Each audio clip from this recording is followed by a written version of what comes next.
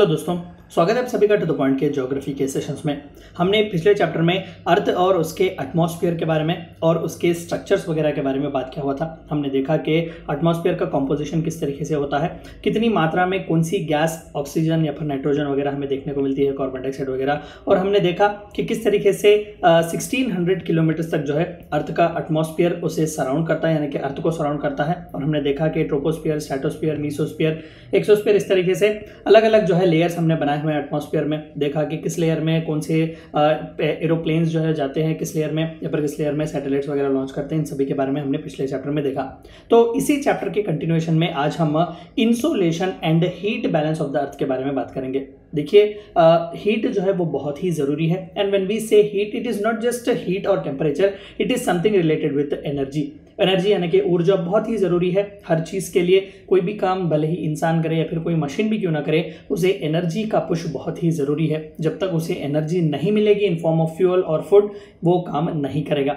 तो अर्थ भी एक ऑर्गेनिक प्लैनेट है, यानी कि यहाँ पर जीव जंतु होते हैं, इंसान वगैरह जीते हैं। तो एक लिविंग ऑर्गेनिज्म की तरह ही हमें अर्थ को देखना चाहिए, क्योंकि यहाँ पर भी नेचर है, ऑर्गेनिक कंटेंट है, बायोटिक कंटेंट इसमें मिलता है। तो जाहिर सी बात है कि सन का टेम्परेचर जो है, सन का हीट जो है, उसे एनर्जी देता है, यानी कि सन से ही अर्थ अपना एनर्जी लेता है। तो जाहिर सी बात है कि ये जो सोलर रेडिएशंस हमें सन से अर्थ तक मिलते हैं इन फॉर्म ऑफ एनर्जी, उसी को इंसोलेशन या फिर इनकमिंग सोलर रेडिएशन भी कहते हैं। तो जानने की कोशिश करेंगे कि इंसोलेशन का महत्व कितना है और इस रेडिएशन से क्या कोई हमें हार्मफुल इफेक्ट है या फिर कितना पॉजिटिवनेस है, और अर्थ अपने हीट को किस तरीके से बैलेंस करके रखता है, किस तरीके से संतुलन बनाए रखता है, उन सभी चीजों के बारे में आज का हमारा चैप्टर। इंसोलेशन और इनकमिंग सोलर रेडिएशन। अभी जैसे कि मैंने कहा कि सन जो है वो कॉन्स्टेंटली हीट और एनर्जी एमिट करते ही रहता है। तो इस सोलर रेडिएशंस को जो है अर्थ रिसीव करता है, इनकमिंग सोलर रेडिएशन जिसे हम कहते हैं।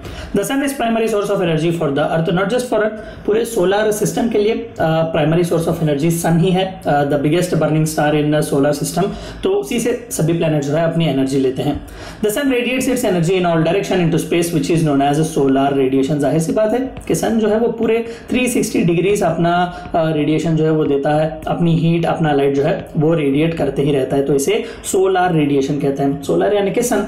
The surface receives only a part of this radiated energy. तो बहुत ही माइन्यूट एक एनर्जी सोर्स है, फिर बहुत ही एक माइन्यूट टर्म्स में जो है अर्थ इस रेडिएशन को लेता है। जैसा कि 2 units of somewhere around, number भी काउंट करना बहुत ही मुश्किल है। आप देख सकते हैं यहाँ पर कि 10,000 lakh units of energy radiated by the sun. अगर एनर्जी, इतनी एनर्जी सन अगर रेडिएट करता है ऑन एन डेली बेसिस या फिर एवरेज बेसिस, तो उसमें से सिर्फ 2 यूनिट्स ही अर्थ लेता है। तो आप देख सकते हैं कि कितना माइन्यूट अमाउंट ऑफ रेडिएशन लेने के बाद भी अर्थ जो है it is actually sustaining itself. इसे वार्म प्लैनेट भी कहा जाता है, क्योंकि यहाँ पर जो है एडिक्वेट अमाउंट ऑफ हीट और एनर्जी, टेम्परेचर हमें देखने को मिलेगा। The energy received by the earth surface is termed as incoming solar radiation और इंसोलेशन। इसी एक फिनोमेना को हम जो है इंसोलेशन भी कहते हैं या फिर इनकमिंग सोलर रेडिएशन भी कहते हैं। और जब हम सोलर सिस्टम की बात करते हैं तो जाहिर सी बात है कि earth is centre of solar system, और तमाम जितने भी आंट प्लैनेट्स हैं, क्योंकि प्लूटो जो है वो डॉर्फ प्लैनेट है, एज ऑफ नाउ इसे हम प्लैनेट की तरह कंसिडर नहीं करते। तो ये पूरे आंट प्लैनेट्स जो है, मेजर और माइनर प्लैनेट्स, ये सन के आसपास जो है या फिर सन के अराउंड जो है वो रिवॉल्व करते हैं और खुद के आसपास भी ये रोटेट करते हैं। हमने बचपन से ही पढ़ा हुआ है।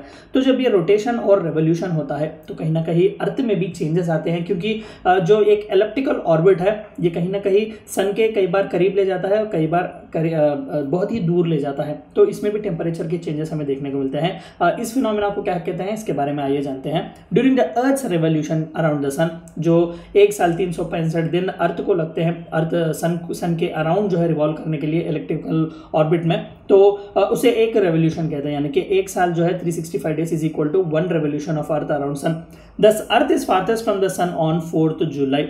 नाम, डेट्स याद रखिएगा कि बहुत ही इंपॉर्टेंट है कि जब 4th जुलाई, हर साल जब 4th जुलाई आता है तो अर्थ जो है सबसे दूर होता है सन के। और the position of earth is called as aphelion. और उस वक्त जब 4 जुलाई में जब वो सन के सबसे दूर होता है तो उस फिनोमिना को या फिर उस पोजीशन को एफीहीलियन कहा जाता है। And on 3 January the earth is nearest to the sun, this is called as perihelion. आप यहाँ पर देख सकते हैं कि 3 जनवरी को डेट्स बहुत ही इंपॉर्टेंट है, कई बार डायरेक्टली सवाल भी पूछा जा सकता है। 3 जनवरी को हर साल जो है वो अर्थ जो है सन के सबसे करीब होता है इस एलिप्टिकल ऑर्बिट में, तो इस पोजीशन को पेरीहीलियन कहा जाता है। तो दोनों बहुत ही इंपॉर्टेंट है, याद रखिए कि एफीहीलियन एंड पेरीहीलियन। तो जाहिर सी बात है कि जब सन के करीब होगा तो इंसोलेशन सोलर रेडिएशन भी ज़्यादा, और जब दूर होगा तो इंसोलेशन कम, सोलर रेडिएशन भी कम। फैक्टर्स इन्फ्लुएंसिंग इंसोलेशन, तो भाई इस इनकमिंग सोलर रेडिएशन के फैक्टर्स क्या हैं हमने अभी तो देखा, रोटेशन और रेवोल्यूशन। आइए इसके बारे में थोड़ा बहुत और जानकारी करने की कोशिश करते हैं। Rotation of the earth on its own axis, जाहिर सी बात है अगर ये सन है, अगर ये अर्थ का एलिप्टिकल ऑर्बिट है तो अर्थ नो डाउट रिवॉल्व कर रहा है सन के आसपास। हमने अभी देखा एफीहीलियन पेरीहीलियन का फिनोमेना, लेकिन जब अर्थ जो है रिवॉल्व कर रहा है अलॉन्ग विद दैट ये अपने आसपास भी रोटेट कर रहा है, यानी कि ये मूव कर रहा है एवरीडे। 24 आवर जो है वो एक रोटेशन का टाइम होता है अर्थ के लिए। तो इस अर्थ के खुद के अपने ही इस एलिप्टिकल ऑर्बिट में या फिर अपने ही एक्सिस में रोटेट करने की वजह से भी इंसोलेशन में चेंजेस आ सकते हैं। कई बार जो है अर्थ के रोटेशन की वजह से जिन जगहों पर ज़्यादा इंसोलेशन पहुंचनी है शायद वहाँ पर कम पहुँचे। सीजनल चेंजेस भी शायद इसी की वजह से आते हैं, और ज़्यादातर इस तरीके के डिफरेंसेस जो है हमें देखने को मिलते हैं।